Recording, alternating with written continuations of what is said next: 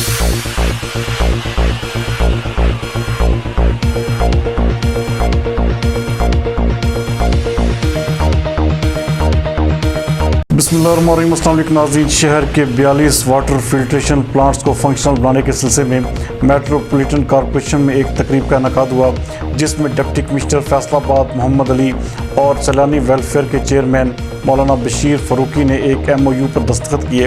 हमारे divisional bureau chief मियाँ एजाज असलम के मुताबिक सैलानी वेलफेयर के अहदेदारान मियाँ यासीन, चीफ ऑफिसर नईमुल्ला वड़ैज और दीगर भी इस मौके पर मौजूद थे। इस मौके पर डिप्टी कमिश्नर फैसलाबाद मोहम्मद अली का कहना था कि हुकूमत पंजाब की जानिब से शहरियों को पीने के साफ पानी फराहम करने के मुख्तलिफ मनसूबों पर अमल दरामद किया जा रहा है। ताहम इस सिलसिले में फलाही इदारों की तरफ से वाटर फिल्ट्रेशन प्लांट्स के क़याम समेत उन्हें फंक्शनल बनाने में मावनत काबिल इस्ताइश अमल है। उन्होंने सैलानी वेलफेयर ट्रस्ट की फलाही खिदमात को सराहते हुए कहा कि लोगों को पीने के साफ पानी की फराहमी अजीम कार खैर है, जिसमें सैलानी की भरपूर शमूलियत खुशाइंद इक़दाम है। उनका मज़ीद कहना था कि सैलानी ने शहर के मुख्तलिफ गुंजान आबाद इलाकों में बंद पड़े वाटर फिल्ट्रेशन प्लांट्स की बहाली की जिम्मेदारी ली है, जो इंसानियत की भलाई में उनकी गहरी दिलचस्पी का इजहार है। डिप्टी कमिश्नर का मज़ीद कहना था कि हुकूमत महदूद वसाइल में अवाम को हर मुमकिन रिलीफ फराहम करने के लिए इक़दाम कर रही है।